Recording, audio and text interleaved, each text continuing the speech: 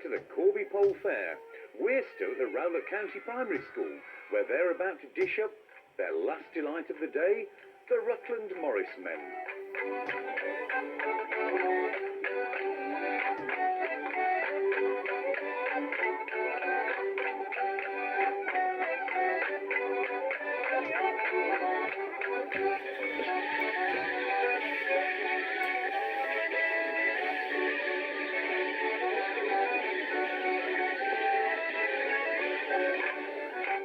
Well, we've been here for the last pole fair and we thought we'd do this one.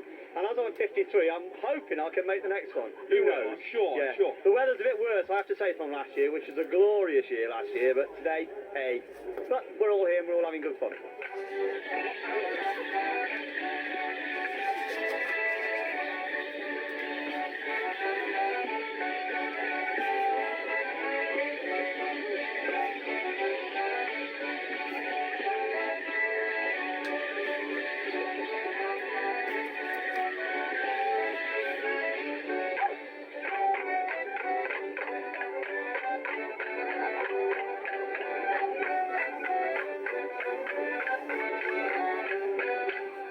Is there anything special about the bells on your legs? Again, it's all about waking up the spirits. It's all about waking up the spirits to say, hey, it's spring, come out and let the crops grow and so on. And actually, we haven't much of a clue why we wear bells, but it's always been done and we always will do. It's good laugh.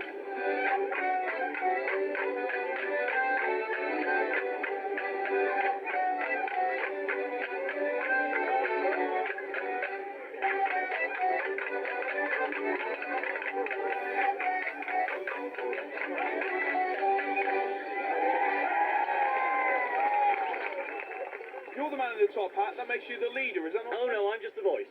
I am the voice. We have a squire who is what we call our leader, and then we have a foreman who teaches us what to do. I am just the voice.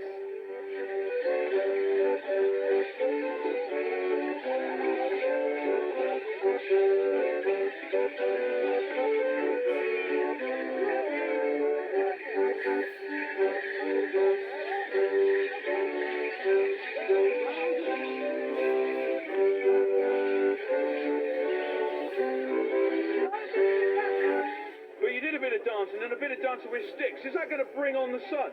Well, I hope so. We're waking up the earth, telling it to wake up and give us a bit of the old sunshine, yes. And then, of course, we toss the Virgin in the air later on, and that always helps.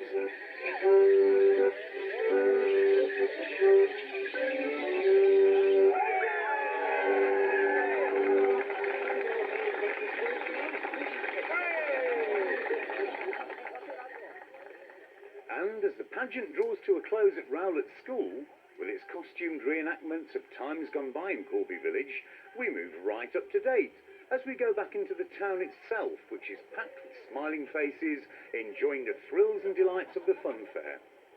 With the exception of these all-terrain buggies used by the pole fair organisers, Corby Old Village has been closed off to all vehicles today, and the streets bear witness to those who have decided to use a more traditional form of transport.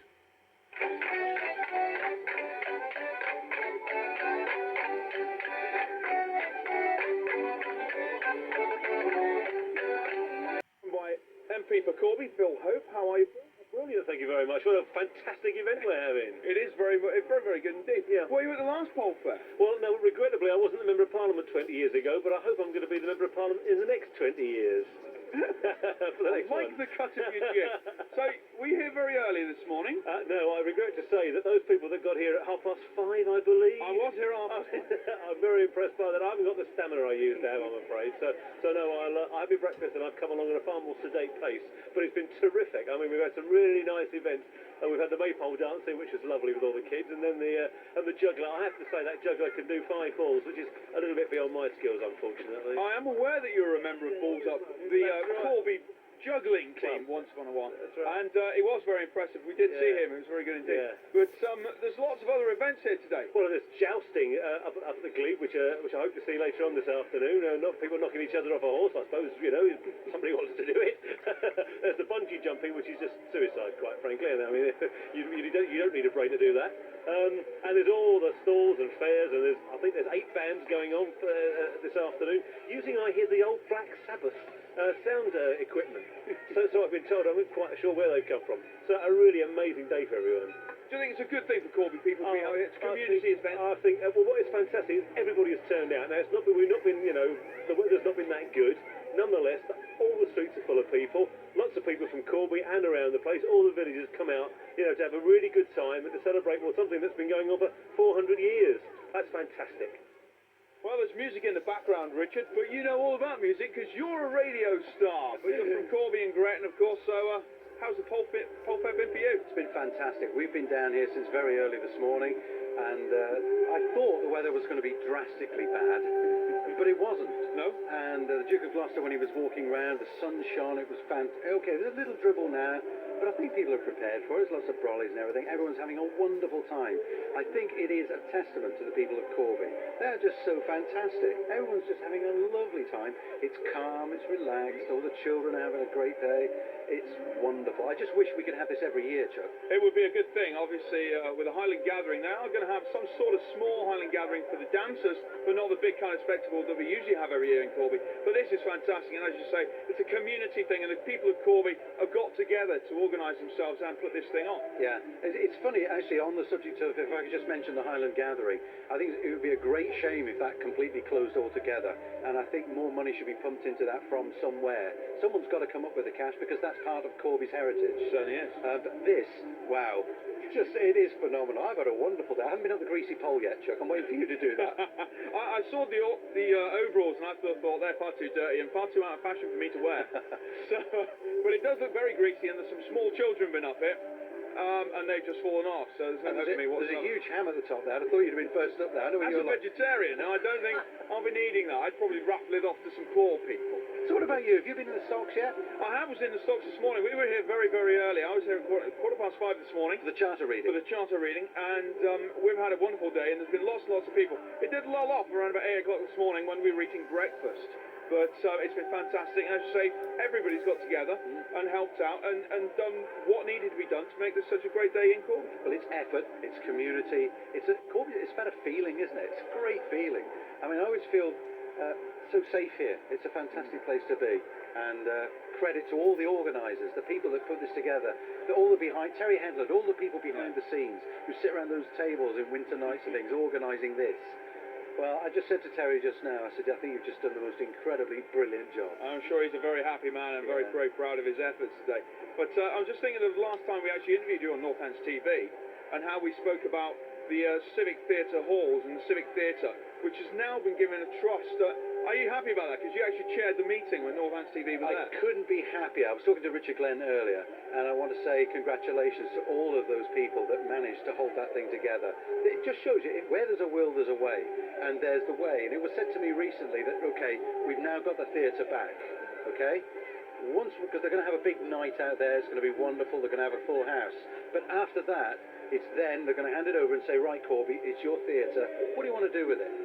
Now, then, the proof of the pudding's in the eating. It's up to the people of Corby then. And that's all we have time for this week, but join us again at the same time next week when we'll have more fun, excitement and frivolity from the Corby Pole Fair.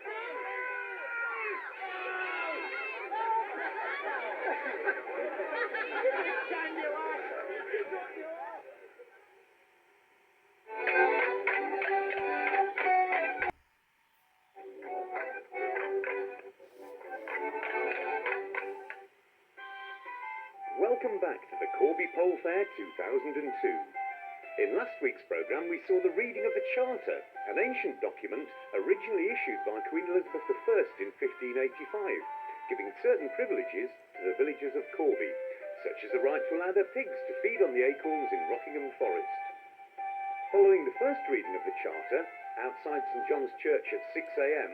on a cold, wet morning, the Mayor, Rector and eldest native resident, Lillian Evans, were carried by chairs on poles for further readings at the White Hart and the Cardigan Arms. On Pole Fair Day, which is held only once every 20 years, the village is closed to traffic and visitors have to pay a £1 toll to enter. Anyone trying to avoid this is traditionally thrown into the stocks, although I'm not sure this was the case with these captives. After the pageant, held at Rowlett County Primary School, depicting the granting of the charter and witnessed by the Duke of Gloucester, the rain finally ended and Corby Old Village came to life as thousands of visitors paid their tolls and entered through the gates. There were a wide range of stalls, shows and entertainments taking place throughout the village and in the two fields, the Charter Field and Westglebe Park. Well, I've been here since very early this morning when it was still quite damp in the air. It's now 2 o'clock in the afternoon and sun's turned up with Gina from Northampton. How are you doing, Gina? First pole fair, is it? It is, Chuck, my very first pole fair, and I'm looking forward to the afternoon's festivities. Let's party on.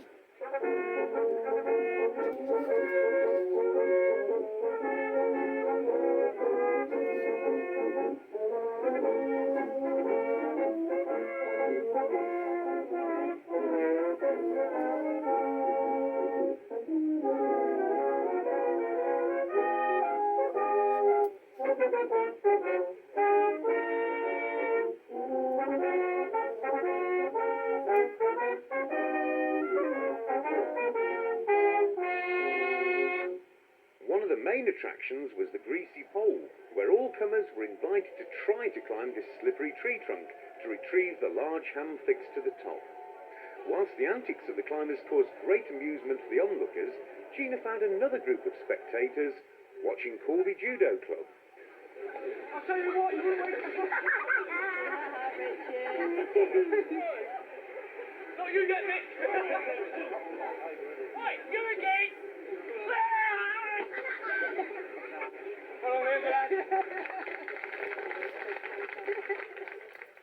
Well, the judo club's been going for over 30 odd years in Corby now. Me and Joe's been doing judo for 28 years and actually running the club for the last 20. Right, you, what's your game? Okay, big boy, you married! Really, what we're trying to do is trying to generate a little bit of awareness for kids, etc. That there are things to do in the town. Really, it's self-confidence.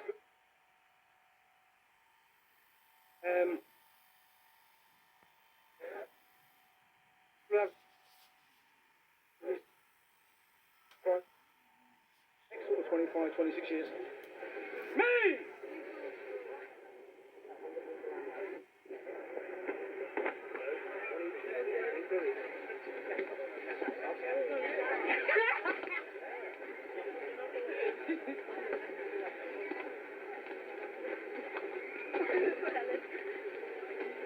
This is French Randall, I said.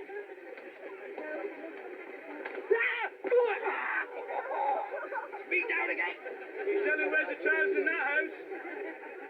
So can you tell me what we do as part of your display here today? Well, we're doing we're doing the basic warm-up, which is doing exercises, stretching exercises, doing the break forward, which is the most important part of judo, because you've got to learn to land. And then we're doing demonstration of one-man attack, five-man attacks, doing a blind man attack, which we've also got a blind man in the club. He was doing an attack of 5 attacks.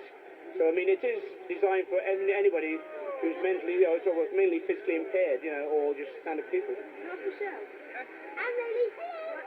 Go on, big fella, you go in, you go in, you go. Come on, come on, go! Right. Right. Go pick on a wee boy!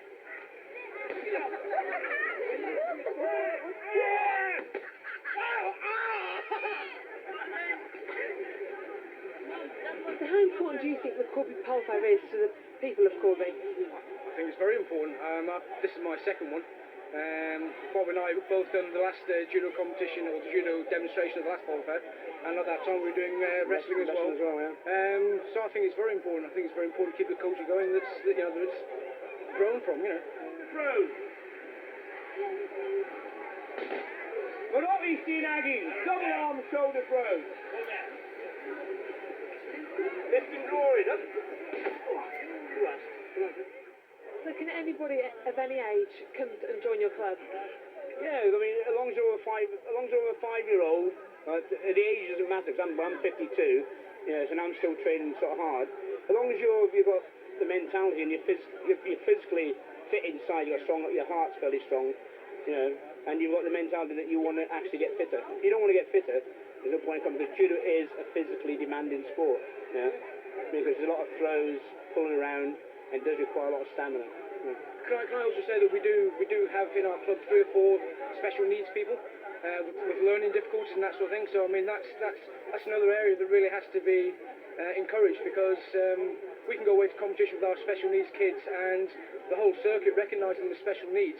And as I say, it becomes a whole family sort of situation. So we encourage special needs as well, because they're no different to anybody else. They may just have a slower learning capacity. But as you can see, if they can actually just watch and take on board, that's also very good for them. Right. Thank you. Thank you. All that exercise had made us quite hungry, so after a delicious barbecue lunch at the White Hart, Chuck set off to find a less strenuous activity. And it wasn't long before he found 70s glam rock band Hogwash on the stage outside the White Hart.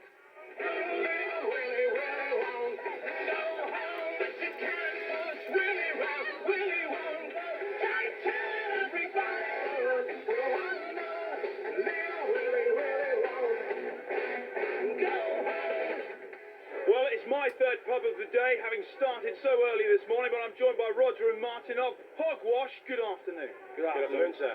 So what's the point? We've just heard you playing, seen a bit on the telly, of course. What's happening tonight? More of the same, but better. And louder. And louder. And faster. Bring your earplugs, mate. Rock and roll is here in the car park. It is extreme. So Hogwash, you're going to play your usual kind of set of 70s rock and roll covers? Oh, yes, full 70s glam gear. Mad guitarist, can't get enough of it. You can't get enough of it. Again! You can't get rid of it either.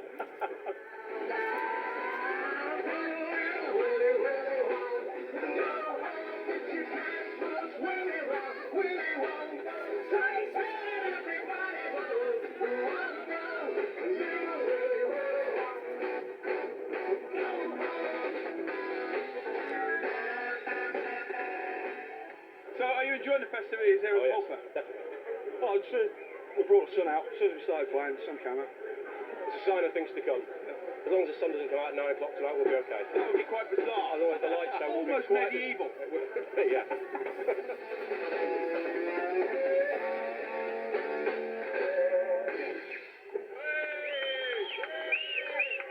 Can we have the monitors up, please? Outside the White Hart, the roadblock pays testament to the number of visitors now queuing to enter Corby Pole Fair, as the line of people waiting to be admitted now stretches right back across the railway bridge, nearly to Westglebe Park. Everyone's happily paying their £1 toll to enter the old village, because you know what happens to you if you don't pay.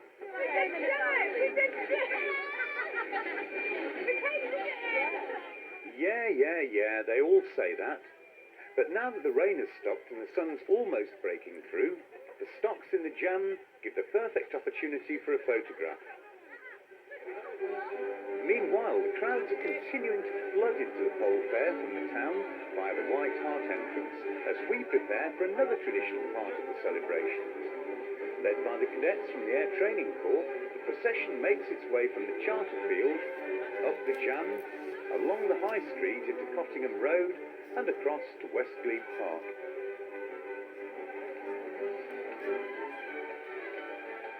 Next, the Galliford omnibus drawn by 2 fine shy horses. This old-time bus is no replica, but a genuine item. It was built by the Gloucester Wagon Company around 1880 and originally served on the Ross-on-Wye bus route. It was purchased by Gallifords in 1985 and completely restored to its former glory, specifically for events like this. Following that, more people colourfully dressed in period costume, and a carriage bearing the Mayor of Corby, Councillor Betty Wade, and her consort, Jim Wade.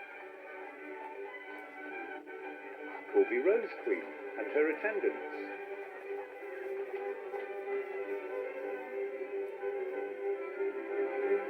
The members of Corby Historical Society, who we met at St John's Church. Queen Elizabeth I, accompanied by Sir Christopher Hatton, and the other members of Corby Theatrical Society, who earlier in the day performed the pageant, telling us the story of the granting of the Charter. Legend has it that Queen Elizabeth I granted the charter to the people of Corby in gratitude for the actions of villagers who rescued her when she was thrown from her horse and landed in a treacherous bog during a hunting visit with Sir Christopher Hatton at Kirby Hall. Another theory is that the Queen granted the charter as a favour to Sir Christopher Hatton, her close friend and Lord Chancellor, a man who often entertained her at Kirby Hall. It's more likely, however, that the charter was actually granted in return for a cash payment to the monarch. So I think we'll stick to the story of Queen Elizabeth being thrown from her horse in a riding accident. Sounds much more romantic. Fundraising for charity plays a large part in the Corby Pole Fair, and it's interesting to note that in the first pole fair held after the Second World War, a mock fair held in 1947, as the 1942 event had to be downscaled, no fewer than 50 local girls volunteered their services as collectors. And the reason? Nylon stockings were a new invention and still very much in short supply after the war, so the organisers offered the girl who collected the most money a pair of nylons as a prize. Fortunately, no such inducement is necessary today.